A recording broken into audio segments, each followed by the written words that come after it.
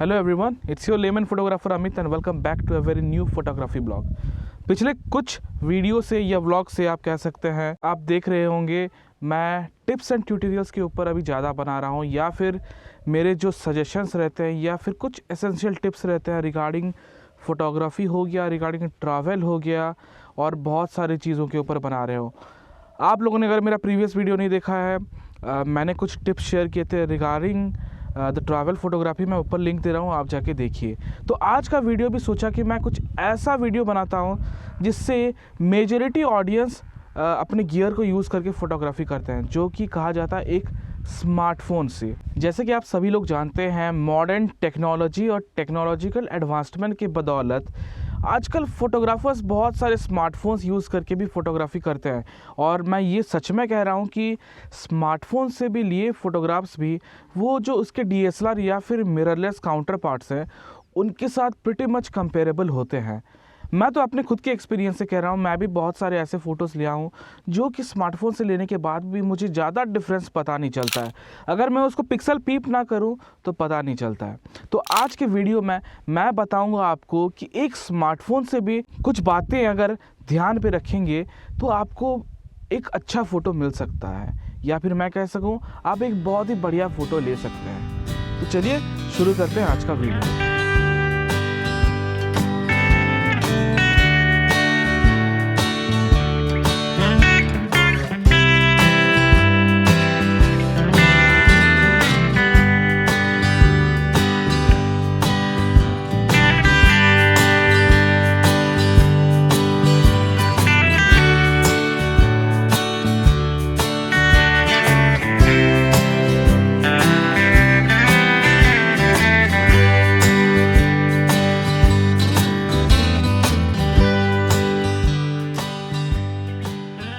जैसे कि मैंने आपको बताया कि कैमरा मार्केट बहुत ही इमर्ज कर रहा है। इनफैक्ट स्मार्टफोन्स में साइमल्टेनियसली पैरेलली वो भी इमर्ज करते जा रहे हैं। जैसे कि हम पहले देखा करते थे कि एक फ़ोन में कैमरा नहीं होता था, फिर आया एक कैमरा पे एक कैमरा कम से कम मिलता था, जो कि मैं कह सकूँ वो बहुत एक रिवोल्यूशनरी चीज़ था कि अपने स्मार्टफोन के अंदर भी एक कैमरा आ गया। उसके बाद मेगापिक्सल्स के आना स्टार्ट हुए, उसके बाद ह्यूज कलर साइंस आना स्टार्ट हुए, उसके बाद मल्टीपल कैमराज आना स्टार्ट हुए। तो मैं कह सकता हूँ अगर आपके पास एक अच्छा स्मार्टफोन है, ज़्यादा एक्सपेंसिव नहीं कह रहा हूँ, एक केपेबल स्मार्टफोन है, तो आप कहीं पर भी ट्रैवल करके जाओ, कहीं पर भी फ़ोटोग्राफी करो, आपको कुछ ना कुछ अपने डिज़ायर के हिसाब से रिजल्ट तो मिल सकता है। तो चलिए स्टार्ट करते हैं पहले पॉइंट से। पहला पॉइंट है to have the proper smartphone. अब प्रॉपर स्मार्टफोन का डेफिनेशन शायद बहुत बड़ा हो सकता है, लेकिन मैं आपके लिए आसान कर दे रहा हूँ। आपके पास एक ऐसा स्मार्टफोन होना चाहिए जिसके पास एटलीस्ट 3 कैमरे हो। 2 कैमरे हो तो भी कोई इशू नहीं है, लेकिन मेजॉरिटी जो एंड्रॉयड फ़ोन्स हैं या फिर एप्पल के फ़ोन्स हैं, हम एप्पल का बात नहीं करते हैं, वो एक्सपेंसिव में रह जाते हैं। एंड्रॉयड फ़ोन्स की जो एंट्री लेवल की है, मतलब 10 से 20 हज़ार के अंदर अभी 3 से 4 कैमरा तो ईजिली आ जाते हैं। एक नॉर्मल जो रहता है 26 mm का, एक 50 mm का पोर्ट्रेट लेंस भी आ जाता है, एक 13 to 15 mm तक एक अल्ट्रा वाइड भी आ जाता है, और एक मैक्रो लेंस भी आ जाता है उसके साथ। तो अगर इतने आपके पास लेंसेस वाले एक स्मार्टफोन है तो आप स्टार्ट कर सकते हैं। और उसके साथ ही साथ प्रो मोड का एनेबल होना भी बहुत ज़रूरी है, क्योंकि कैमरास बहुत सारे रहते हैं। तो अब आई थिंक सारे स्मार्टफोन्स में, इवन एंट्री लेवल के स्मार्टफोन्स में भी प्रो कंट्रोल्स के ऑप्शंस तो दे ही दिए हैं। तो प्रो कंट्रोल्स और ये 4 या 3 लेंसेस वाले आपके पास अगर एक स्मार्टफोन रहेंगे तो आप कम से कम अल्ट्रा वाइड से लेके पूरे क्लोजअप वाला शॉट्स ले सकते हैं। सेकेंड पॉइंट में आता है कि choosing wisely the modes in your smartphone. अभी आजकल के कैमरा में इतने सारे मोड्स आ गए हैं, कुछ लोग कंफ्यूज रहते हैं या कुछ लोग उसके प्रॉपर यूज़ करना नहीं जानते हैं। जैसे कि मैंने आपको कई बार दिखाया, मैं OnePlus 10 Pro यूज़ करके भी अपने फ़ोटोग्राफी करता हूँ। एक वीडियो मैंने बनाया हुआ है, ऊपर लिंक दे रहा हूँ, आप जाके देखिए। लॉन्ग एक्सपोजर किया था और क्या गज़ब का शॉट आया था। तो स्मार्टफोन में एक पोर्ट्रेट मोड का होना, एक लॉन्ग एक्सपोजर का मोड का होना, किसी किसी कैमरा में वो वाइड व्यू वाला या पैनोरामा मोड हो रहना, ये सब रहना एसेंशियल रहता है, लेकिन उसको प्रॉपरली यूज़ करना भी आपको आना चाहिए। तो ये मोड्स अगर रहेंगे आपके पास तो आपके कैमरेज़ में बहुत ही अच्छे रिज़ल्ट आने वाले हैं, अगर प्रॉपरली आप यूज़ करते हैं तो। ये सारे मोड्स का होना ज़रूरी इसलिए है क्योंकि ये आप आपके जो स्टैंडर्ड फोटोस है थोड़ा क्रिएटिव एस्पेक्ट में हेल्प कर सकता है। फॉर एग्जांपल लॉन्ग एक्सपोजर अगर डेडिकेटेड मोड दिया है तो आपको कुछ करना नहीं है, मोबाइल को बस हैंडहेल्ड ही पकड़े, क्लिक करना है, वो अपने आप कुछ शॉट्स लेके स्टैक कर देगा, वो आपको एक लॉन्ग एक्सपोजर जैसा फोटो दे सकता है। किसी किसी में पैनिंग शॉट का भी अनेबल रहता है, बस आपको कुछ करना नहीं है, हाथ घुमा के लेना है शॉट, पैनिंग शॉट हो सकता है। और प्रो मोड्स का रहना तो बहुत ज़रूरी रहता है, क्योंकि एक स्टैंडर्ड फोन से क्रिएटिव आपको बनाएगा एक प्रो मोड ही देगा। जैसे कि अगर आपके कैमरा पे लॉन्ग एक्सपोजर मोड है भी नहीं या फिर पैनिंग शॉट का मोड भी नहीं है, लेकिन अगर आप टाइम का वेट करेंगे, प्रॉपर टाइम, जैसे कि आप शाम का टाइम वेट करेंगे या फिर सनसेट होने के बाद भी यूज़ करेंगे, एक छोटा सा ट्राइपॉड लेके भी आप बैठा के 30 सेकंड का लॉन्ग एक्सपोजर निकाल सकते हैं। या फिर शाम के समय में वही शटर को थोड़ा सा स्लो करके 1/6 या 1/30 तक लेके भी हम पैनिंग शॉट एक निकाल सकते हैं। तो ये सारे डेडिकेटेड मोड्स का होना ज़रूरी है, और आई थिंक 80 to 90% के स्मार्टफोन्स में ये सारे मोड्स तो आते ही हैं। थर्ड पॉइंट जो है, to get the most out of your camera, मतलब स्मार्टफोन। आप अपने स्मार्टफोन से सबसे अच्छा रिजल्ट तो तभी पा सकते हैं आप जब उसके दिए हुए नेटिव लेंसेज से यूज़ करेंगे। एक रहता है कि जूम का रेंज तो रहता है 1 से लेके 50x तक भी रहता है, कोई सारे जो मोबाइल रहते हैं, लेकिन आपको जो डेडिकेटेड लेंसेज दिया रहता है, सपोज़ 1x पे या 0.5x पे या फिर 2x पे या फिर 5x पे जो रहता है, उसी को यूज़ करके आप अपने सबसे अच्छे फ़ोटोज़ निकाल सकते हैं। मैं इसलिए ये कह रहा हूँ क्योंकि जो ये 0.5x होता है या फिर 1x होता है या 2x होता है, 5x होता है, इन्हीं पे क्लिक करेंगे तो वो जो डेडिकेटेड लेंस है, फॉर एग्जांपल 0.5x पे ये 13 mm पे चला जाएगा, 1x पे ये 26 mm पे चले जाएगा, 2x पे मे बी 50 mm पे चले जाएगा, और 5x पे मे बी 100 mm जाएगा। अगर आपके पास 100 mm का लेंस है नहीं, बस 50, 13 और 26 है, तो ये तीनों जो 0.5, 1 और 2x था यही काम करेंगे। 5x वाला डिजिटल जूम हो जाएगा, और डिजिटल जूम को अगर आप यूज़ करते हैं तो लॉस ऑफ क्वालिटी होने वाला है, क्योंकि वो नेटिव लेंस या फिर वो ऑप्टिकल वाला चीज़ यूज़ करके फ़ोटो नहीं निकाल रहा है, वो डिजिटल इफेक्ट एक देख के आपको फ़ोटो निकाला है। तो वो फ़ोटो जो होंगे वो डेडिकेटेड लेंस से लिए गए शॉट से बिल्कुल भी कंपेरेबल नहीं होंगे। हाँ, सोशल मीडिया पे आप यूज़ करेंगे तो शायद आपको पता ना चले, लेकिन रियल लाइफ में डिफरेंस एक्चुअली रहता है बहुत। नेक्स्ट टिप है, जो कुछ एक्सेसरीज चाहिए होता है एक स्मार्टफोन के साथ, जो आपके फ़ोटोज़ को स्टैंडर्ड से थोड़ा क्रिएटिव बनाएंगे। जैसे कि मैं बस एक ही एक्सेसरीज़ का बात करूँगा, एक गोरिल्ला पॉड आप ले लीजिए, जो कि आई थिंक 200 से 250 के अंदर आता है, डिजिटेक कंपनी का भी आता है। उसके साथ एक छोटा सा रिमोट भी देता है, तो रिमोट से आप ब्लूटूथ से कनेक्ट कर दीजिए और वो गोरिल्ला पॉड जो कि ट्राइपॉड एक रहता है उसके साथ यूज़ कीजिए। आपको स्मार्टफोन पे टच भी नहीं करना पड़ेगा, वो एक स्विच से आपके सारे फ़ोटोज़ लेगा। अगर मेरी तरह स्टार ट्रेल भी करना चाहेंगे, हाँ मैं आपको बता रहा हूँ, वैसा स्टार ट्रेल फ़ोटोज़ भी आप ले सकते हैं रात भर, लेकिन हाथ आपका दर्द कर जाएगा। आप 50 फ़ोटो लेके स्टार ट्रेल्स ले सकते हैं, या फिर आजकल तो बहुत सारे स्मार्टफोन्स के अंदर स्टार ट्रेल्स के डेडिकेटेड फीचर्स भी आ गए हैं। तो ये एक्सेसरीज़ को आपको रखना मैं बिल्कुल भी रेकमेंड करूँगा। अब अभी तक मैंने जितना भी चीज़ बताया सब स्मार्टफोन रिलेटेड बताया, उनके मोड्स के बारे में बताया, लेकिन उससे इम्पॉर्टेंट ये रहता है स्मार्टफोन पकड़ के आप अच्छा फ़ोटोज़ नहीं ले सकते, उसके लिए साइंस को समझना भी चाहिए होगा, जैसे कि कंपोजिशन के बारे में, फ्रेमिंग के बारे में, लाइटिंग के बारे में, कुछ एंटिटीज़ के बारे में। अगर ये सब चीज़ों को आपको ज्ञान हो जाएगा तभी जाके आप फ़ोटोज़ अच्छा ले सकते हैं। तो इसके लिए हमारा नेक्स्ट टिप रहेगा, आपको कंपोजिशंस, फ्रेमिंग्स और जो भी रूल्स हैं उनको जानना होगा। तो बेसिक यही रहता है कि रूल ऑफ थर्ड्स को आप यूज़ करें।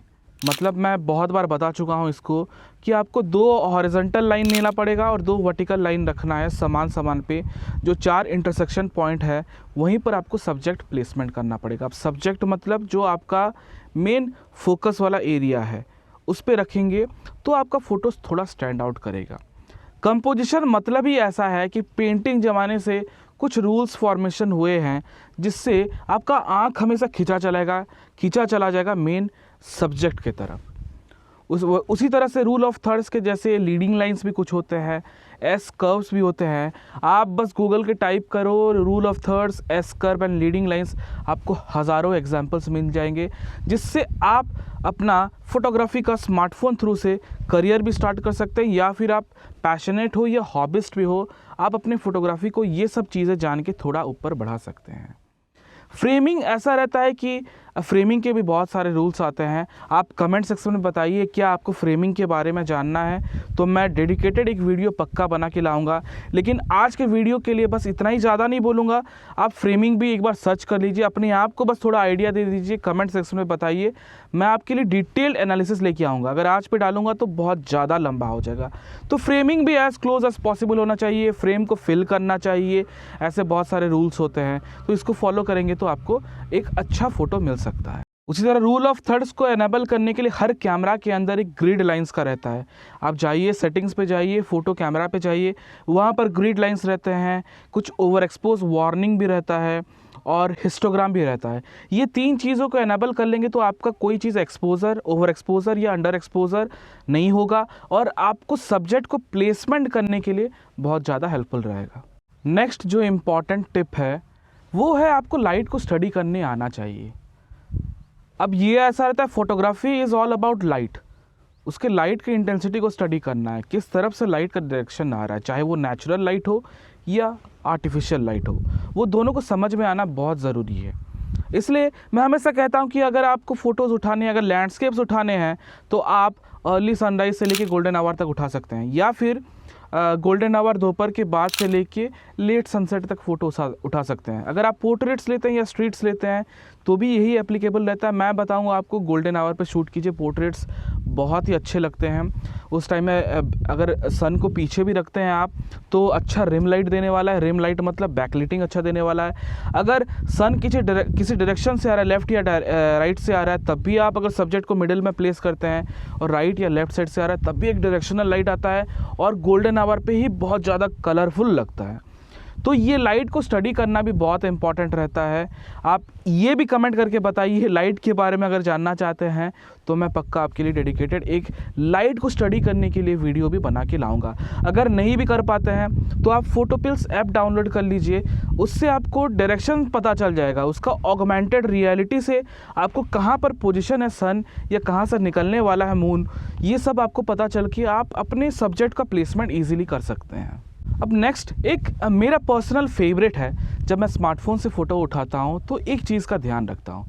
मैं लैंडस्केप्स करता हूँ तो मुझे लैंडस्केप्स के एरिया पे जाना बहुत पसंद है, जहाँ पर पानी होता है, पहाड़ होता है। जैसे आप होतापाल का वीडियोस देखे होंगे, कितने सारे मैंने वीडियोस बनाए हैं और कितने सारे फ़ोटोज़ उठाए हैं। तो मैं एक चीज़ एलिमेंट ऐड करना पसंद करता हूँ, दैट इज़ रिफ्लेक्टिंग एलिमेंट या फिर मिररिंग एलिमेंट्स। मैं बैलेंसिंग फ़ोटोज़ रखना चाहता हूँ तो उसमें ईजी हो जाता है अगर लैंडस्केप्स लेता हूँ स्मार्टफोन के थ्रू से। मतलब ऐसा रिफ्लेक्शन रहेगा कि ऊपर और नीचे वाले चीज़ समान रहेंगे। या फिर बैलेंस करते हैं, अगर बीच से काट देते हैं तो 2 टुकड़े समान आइडेंटिकल चीज़ कर लेते हैं, बैलेंसिंग फ्रेम रहेगा या फिर रिफ्लेक्टेड एरिया रहेगा। या फिर ऐसे भी चीज़ होते हैं जो स्ट्रीट्स करना पसंद करते हैं, रोड पे पानी देख के भी नीचे आप झुक के एंगुलर, थोड़ा लो एंगुलर पे लेके भी आप किसी चीज़ को मिरर कर सकते हैं। तो ऐसे टिप को अगर ध्यान पे रखेंगे तो आपको इजी थोड़ा भी होगा और आपके स्मार्टफोन फोटोग्राफी को आपका जो बेसिक्स है वो थोड़ा ऊपर की ओर ले लेगा। एक और इम्पॉर्टेंट चीज़ है, क्योंकि मैं लैंडस्केप्स करता हूं तो मैं मैनुअल फोकस यूज़ करता हूं, और आजकल के मिररलेस कैमराज यूज़ करने के बाद मुझे थोड़ा ऑटो फोकस का आदत हो गया है। लेकिन बहुत लोगों का प्रॉब्लम यही होता है कि स्मार्टफोन अगर है तो वो किसी तरफ पे डायरेक्ट कर दो तो कहीं पर भी फ़ोटो उठा देने से फ़ोटो आ जाता है। लेकिन कभी कभी ऐसा होता है पुअर लाइटिंग कंडीशन की वजह से फोकस नहीं करता है। तो ये बहुत ज़रूरी रहता है कि आप टैप करके किसी एरिया पे फोकस करें जो आपका मेन सब्जेक्ट रखना चाहते हैं जहाँ पर, तो वहाँ पर टैप करेंगे तो फोकस हो जाएगा। अगर नहीं भी हो पाता है, आप राइट या लेफ़्ट साइड पे एक डायल रहता है, वहाँ पर आप मैनुअल से लेके क्लोजअप तक ईजिली कर सकते हैं। तो ये था कुछ essential tips regarding smartphone photography. मैं बिगिनर्स के लिए नहीं कहूँगा, ना ही प्रोफेशनल्स के लिए कहूँगा। जो भी शुरुआत करना चाहते हैं या जो कर भी रहे हैं और जिनको पता भी नहीं है, या फिर जो प्रोफेशनल्स हैं वो स्मार्टफोन को बस एज ए टेलीफोन की तरह यूज़ करते हैं, मोबाइल फ़ोन्स की तरह यूज़ करते हैं, वो फोटोग्राफी करना चाहते हैं, उनके लिए भी एक छोटा सा आइडिया था, आप कैसे करके आगे बढ़ सकते हैं। आप इसको एक बार ट्राई कीजिए और मुझे कमेंट सेक्शन पे बताइए आपको प्रॉब्लम क्या हो रहा है। मैं आपके कमेंट का रिप्लाई ज़रूर करूँगा विथ एन एब्सोल्यूट आंसर। तो बताइए आज का वीडियो आपको कैसा लगा। अगर आप सब्सक्राइब नहीं कर रहे हैं तो सब्सक्राइब कर दीजिए। ये मैं आपको ऑर्डर नहीं दे रहा हूँ, प्यार से बता रहा हूँ भाई। अगर आपको पसंद लगता है तो सब्सक्राइब कीजिए, लाइक्स कीजिए, शेयर कीजिए।